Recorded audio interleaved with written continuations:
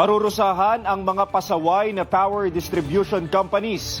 Yan ang babala ng Energy Regulatory Commission sa mga kumpanyang nagpapatong ng malaki sa mga bill sa kuryente.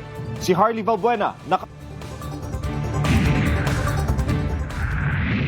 Sige ng salbe. Isang maliit na sari-sari store lamang ang kabuhayan. Kaya naman mabigat para sa kanya ang mga bayarin sa bahay. At dagdag pa dito ang ipinapatong na system loss sa kanyang bill sa kuryente.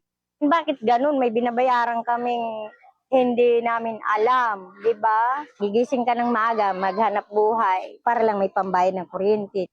Matapos ang pulong ng Department of Energy, Energy Regulatory Commission, NEA, at iba pang electric cooperatives, sabi ngayon ng ERC, nakatutok sila kung papaano mapababa ang singil sa kuryente, lalo na ng Meralco. Diniscuss natin with Meralco nang sa ganon ay magkaroon ng kaunti o bahagyang mitigation yung pagtataas na ito. Sa ngayon, tuloy-tuloy ang pagbabantay ng ERC sa mga pasaway na distribution companies at may babala sila. Ang parusa namin ay fine at ito ay magre-range ng mula 50 mil hanggang 50 milyones.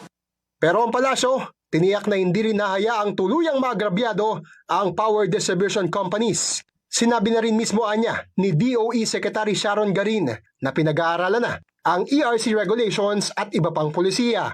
The objective is to lower electricity rates, and I ask for patience and cooperation of all stakeholders while we craft the policies. So, lahat po ito ay inaaral at bubuuin po ng hindi naman po masyadong burdensome din sa iba nating mga kababayan at sa mga investors and utility companies.